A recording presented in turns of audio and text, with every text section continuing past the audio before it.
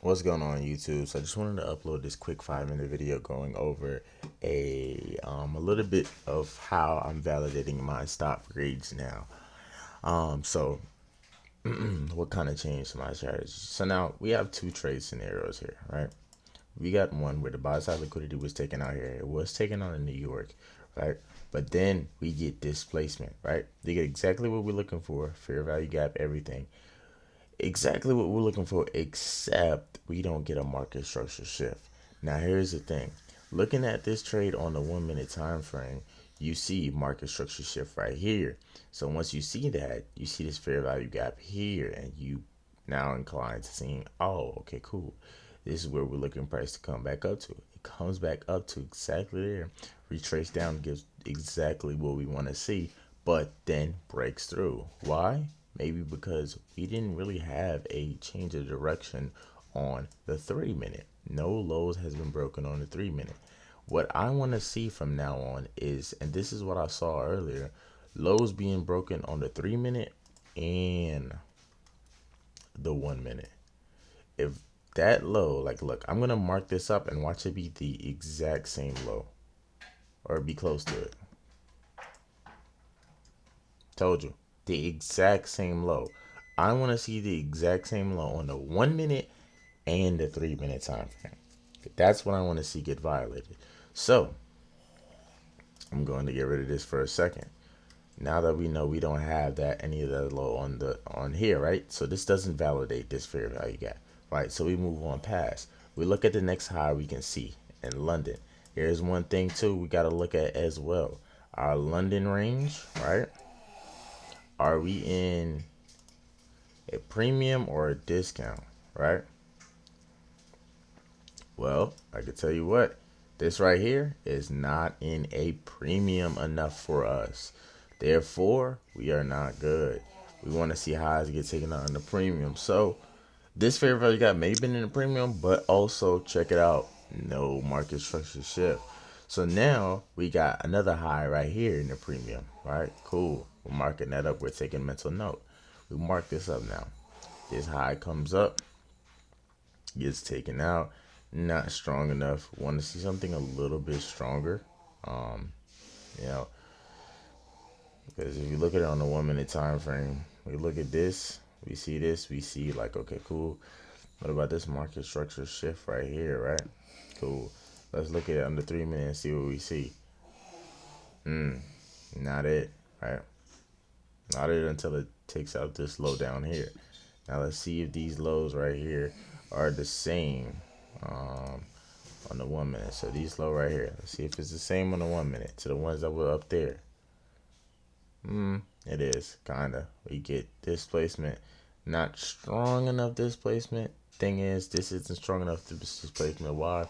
Because we don't get a candle close below. We get a candle close below here. So we disregard trade, not ready yet. Gotta keep note of that. So what are the things that we have to keep note of first? First, after stop hunt, we want to see price trading back into the range. So I'm gonna put text word for a second.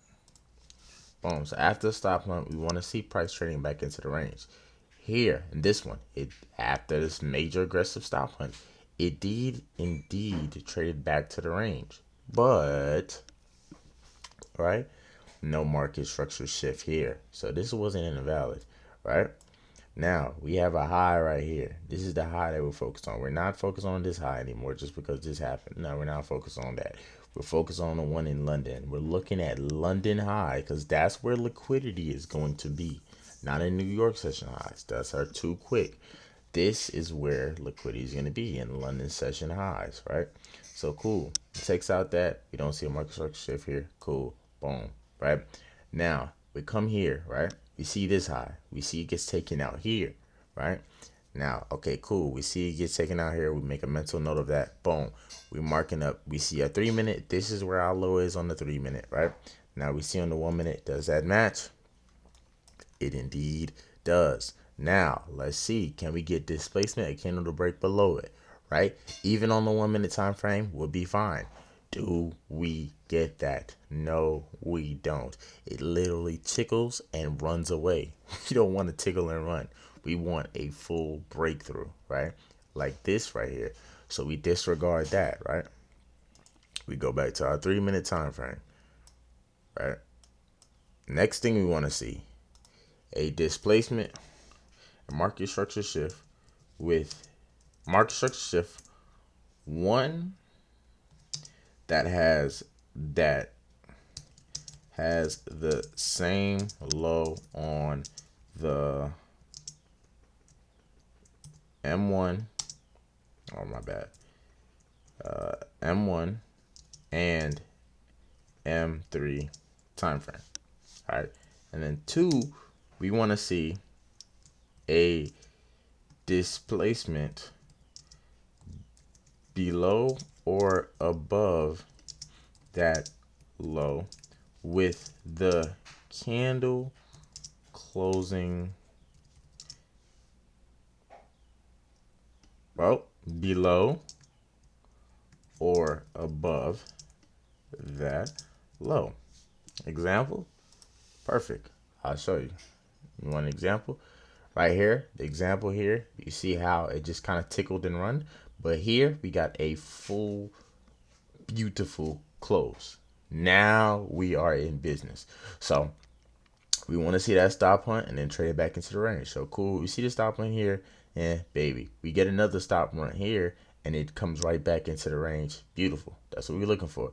Now we're looking to see if it can break this low with a full candle and close below it. Guess what? It does. Let me remove this. My bad. Guess what? It does that exactly. Close. Beautiful. Now we're looking for our fair value gap. Where our fair value gap is? Right here. This candle happens once this candle closes on the 3 minute, right? We can go down to the 1 minute too, right? Now we can go down to the 1 minute too as well, right? So we can go down to the 1 minute. And we're seeing after this candle right here closes, we can have a 1 minute fair value gap right here, right? Still 1 minute fair value gap. Not really. It's okay. It's okay. It's okay. Let's see where when we have our optimal trade entry. Yeah. So this fair value gap, if we was just to count it, it's below. Yeah, it's not in the premium. Only here would be in a premium. Okay, so that fair value gap isn't too interesting to us. We go to the 3 minute time frame though. Guess what we do see that's interesting to us? A fair value gap that is above or in a premium. Right here. Boom. So now this is correlating optimal trade entry with a fair value gap. So what do we want to see? First, we want to see a displacement above, right? No, we want to see a stop hunt above, aggressive stop hunt, followed by right back into the range, an aggressive follow right back into the range. Now, what makes it aggressive is we see displacement. So when it comes back into this range, it's creating a fair value gap or multiple fair value gaps. Now, once we see that, okay, cool, this candle's created a fair value gap, but this candle has also broken below a low, right? That is the same on the 3 minute and the 1 minute time frame. It's broken below a low that's the same on the 3 minute and the 1 minute time frame. We see that. Okay, cool. We see that right there.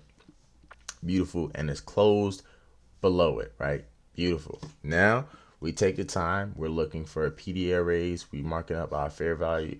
We're looking for our PD arrays, fair value gaps, order blocks, anything like that. Cool. Order block here. Cool. Pay attention. We see order block right here. Dope. We have a fair value gap in here. Dope. We whipped out the fib. As soon as this candle closes, dope. We see that we need to be right above here before we get in. What fair value gap is above here? Do we have any optimal? Do we have a do you have order block above here? No, we don't have an order block above the 50, but we do have a fair value gap right here. Cool, perfect, right? I'm looking to take this fair value gap here. I'll take an entry right here. Stops right above here, right? Beautiful. Now, what's next? We want to go to where liquidity is residing. This is where we be taking our first partials. This is where we be taking our second partials. Or better yet, this is where we'd be taking our second partials or closing out our trade. But I would say, honestly speaking, this is where we'd be taking out our second partials. And this is where this low right here, this last low right here, is where we'd be closing out our trade. It's right above a 3-to-1. So we're taking this first partial right here. As soon as it matches this first partial, we're moving our stop to break even. We don't even need to take this right here because this isn't really too good for us. We like this right here.